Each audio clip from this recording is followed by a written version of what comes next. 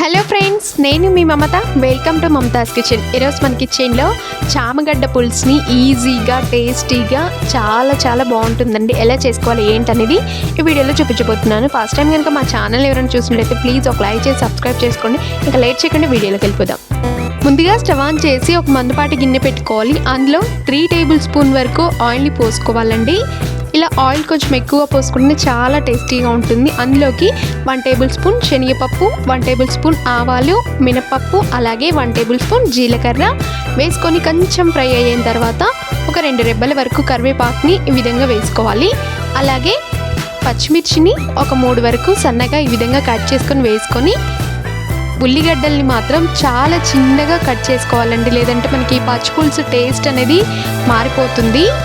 So ఉల్లిగడ్డల్ని 3 నుంచి 4 వరకు ఈ విధంగా సన్నగా కట్ చేసుకొని వేసుకోవాలి. ఇప్పుడు ఈ ఉల్లిగడ్డల్ని కూడా కొద్దిగా ఫ్రై చేసుకోవాలి, అటు ఇటు కలుపుకుంటూ ఫ్రై చేసుకోవాలి. ఇప్పుడు ఇందులోకి మనము టమాటాలని ఒక మీడియం సైజు 2 తీసుకుంటే సరిపోతుందండి. ఇలాగే చిన్నగా కట్ చేసుకొని ఇందులోకి యాడ్ చేసుకోవాలి.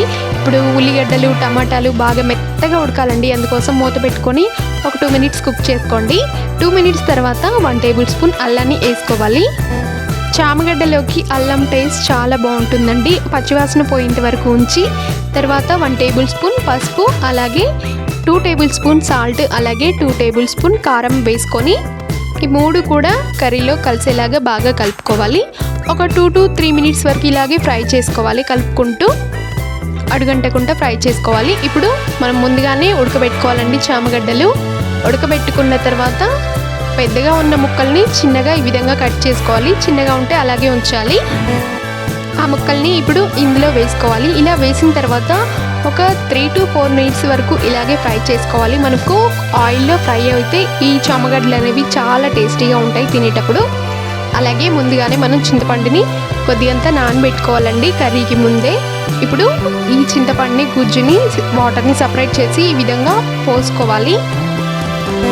ఇలా పోసుకున్న తర్వాత ఒకసారి బాగా కలుపుకోవాలండి. అలాగే ఆ చింతపండులోనే ఇంకొంచెం వాటర్ పోసి మళ్ళీ కర్రీ కన్సిస్టెన్సీకి తగ్గట్టుగా వాటర్ని పోసుకోవాలండి. చింతపండులోని రసాన్ని అంతా కూడా సపరేట్ చేసి ఈ విధంగా పోసుకోవాలి.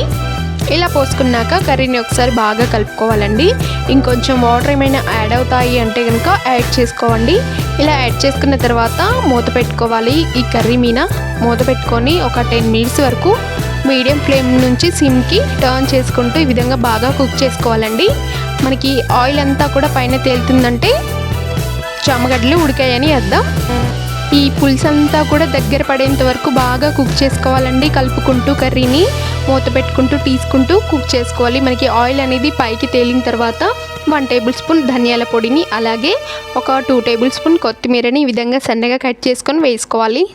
చాలా టేస్టీగా ఉంటుంది కొత్తిమీర అనేది చామగడ్డలోకి. ఇలా వేసుకున్న తర్వాత 1 or 2 మినిట్స్ ఇలాగే ఫ్రై చేసుకొని మూత పెట్టేసి స్టవ్ అనేది ఆఫ్ చేసామంటే మనకి చామగడ్డ పులుసు అనేది పర్ఫెక్ట్గా రెడీ అయిపోయినట్లే. ఇంకా ఎప్పుడు కావాలన్నా సరే ఈ మెథడ్లో ట్రై చేయండి, చాలా బాగుంటుంది. అండ్ చూసారు కదా ఫ్రెండ్స్, మీరు కూడా ఒకసారి ఈ మెథడ్లో ట్రై చేసి ఎలా వచ్చిందో నా కామెంట్ సెక్షన్ కామెంట్ చేయండి.